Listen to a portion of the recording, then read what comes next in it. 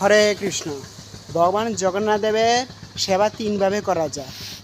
অর্থ 1 নম্বর, 2 নম্বর হচ্ছে মেধা, 3 নম্বর হচ্ছে শ্রম। অর্থ, যারা ব্যবসা বাণিজ্য করেন তাদের লাভের কিছু অংশ জগন্নাথের সেবা দিতে পারেন, এবং যারা চাকরি করেন তারা মাসের শেষে যা বেতন পান তার কিছু অংশ জগন্নাথের সেবা দিয়ে নিয়োজিত থাকতে পারেন।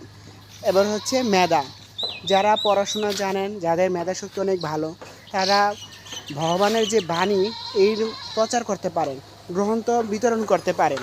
আবার সেই মেধা দিয়ে অনেকে দেখবেন যে মন্দিরে কোষাধ্যক্ষের দায়িত্বে নিয়োজিত আছে, অর্থাৎ ভগবানের হিসাব নিকাশ, অর্থাৎ মন্দিরে হিসাব নিকাশ করতেছে। সেই যে মেধা, সেই মেধা কিন্তু উনি ভগবানের সেবা নিয়োজিত করছে।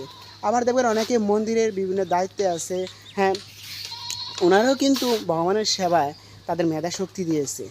আসেন, এবার আপনারা বলতে পারেন যে আপনার অর্থ নাই, মেধাও নাই, হ্যাঁ, মানে মেধা শক্তি নাই, সেই ক্ষেত্রে কি আপনার সেবা হবে না? হবে শ্রমের মাধ্যমে। অর্থাৎ আপনি মন্দিরে আসবেন, জগন্নাথ দেবের মন্দিরে ঝাড়ু দিবেন এবং জগন্নাথ দেবের যে বাসন কোসন আছে সেগুলো আপনি পরিষ্কার করবেন।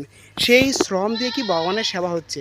তারপরে আপনি মন্দিরের জন্য বাজার করবেন, এবং কি ভগবানের আরতি করবেন, সেইটা দিয়েও, এই শ্রম দিয়েও কিন্তু ভগবানের সেবা হচ্ছে।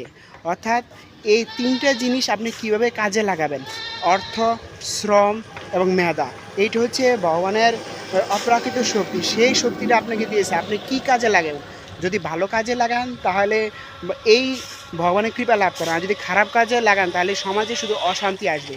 এখন প্রশ্ন হচ্ছে, যেমন ছুরি কার হাতে পড়লো, যদি ডাক্তারের হাতে পড়ে তাহলে সেই ছুরি যে মানুষের জীবন রক্ষা করবে, আর সেই ছুরি যদি একজন সন্ত্রাসী হাতে বা একজন খারাপ লোকের কাছে পড়ে, সেই ছুরি মানুষের জীবন কেড়ে নেবে। এখন প্রশ্ন হচ্ছে ছুরিটা কার হাতে পড়লো। ঠিক তেমনইভাবে এই অর্থ, শ্রম এবং মেধা আপনি কি ভালো কাজে লাগাবেন নাকি খারাপ কাজে লাগাবেন, সেটা আপনার উপরে নির্ভর করতেছে। অর্থাৎ আপনি এখন কোন সেবা, ভগবানের সেবায় জড়িত আছেন, সেটা অবশ্যই কমেন্টস বক্সে জানাবেন।